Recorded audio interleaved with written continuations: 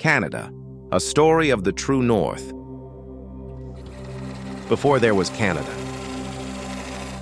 Did you know Canada has been a thriving home for thousands of years? Long before hockey, Tim Hortons, and maple syrup, this land was alive with stories, survival, and innovation. And guess what? Some of the most iconic Canadian inventions weren't Canadian at all. Indigenous peoples had already mastered them. The first peoples were experts in everything from snowshoeing to natural medicine. They didn't need GPS, they had the stars. While Europeans were busy losing ships to storms, the Inuit built igloos that could withstand Arctic blizzards. Talk about survival skills. But then the French arrived. Jacques Cartier claimed the land, calling it Canada, after misunderstanding the Iroquoian word for village. Yep, the whole country is named after a translation error. This is the origin of Canada, a land of resilience, resourcefulness, and some very polite misunderstandings. Chapter 1. The Fight for the Frozen Throne. If you think Game of Thrones is intense, wait until you hear about Canada's colonial wars. Backstabbing, alliances, and surprise attacks, it was all here, minus the dragons. Picture this. It's the 1700s.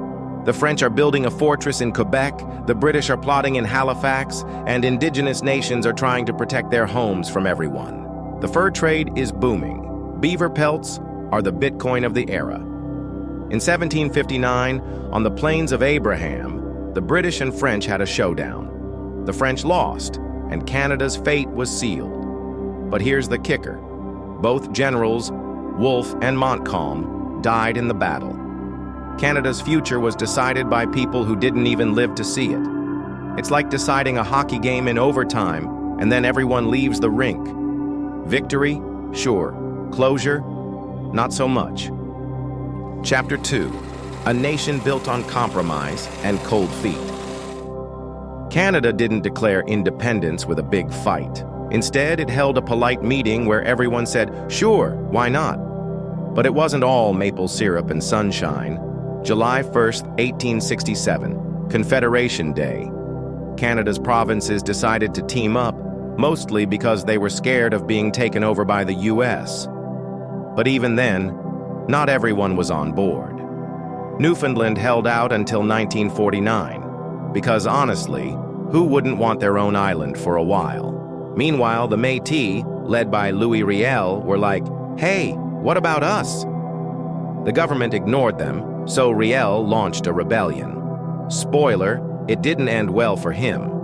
Canada's birth was less heroic revolution and more awkward group project, but somehow it worked, kind of. Chapter 3. The Peacekeeper's Paradox. Canada is known for being peaceful, but did you know we're also really good at winning wars? It's like being a professional figure skater who also moonlights as a boxer.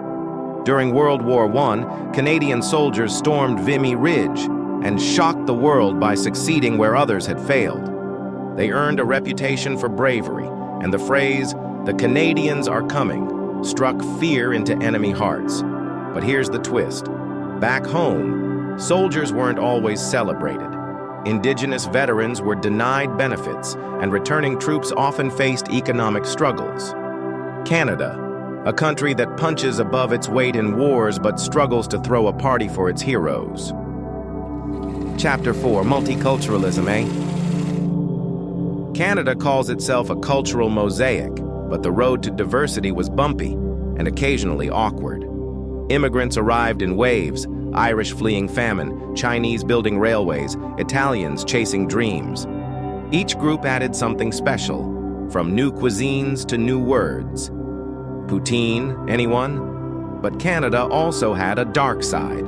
Residential schools tore families apart, and Japanese Canadians were sent to internment camps during Wabipu.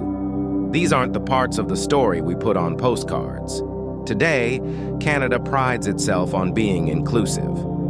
But let's be honest, some days we're better at saying sorry than actually fixing things. Chapter 5. The Cold, Hard Truth About the Arctic. If you think Canada's north is just ice and polar bears, think again. It's also the stage for an international tug-of-war. Spoiler, Canada's super nice, but it's not letting go of the Arctic anytime soon. The Arctic is home to breathtaking landscapes and resource-rich lands. But climate change is melting the ice, and suddenly everyone, from Russia to the US, wants a piece. Canada naturally has staked its claim. The Inuit have been here for thousands of years, and they're leading the way and fighting for their home. They're also teaching the world about resilience because living in a land where your spit freezes mid-air is no joke. The North isn't just Canada's backyard, it's our future, and we're not letting anyone forget it.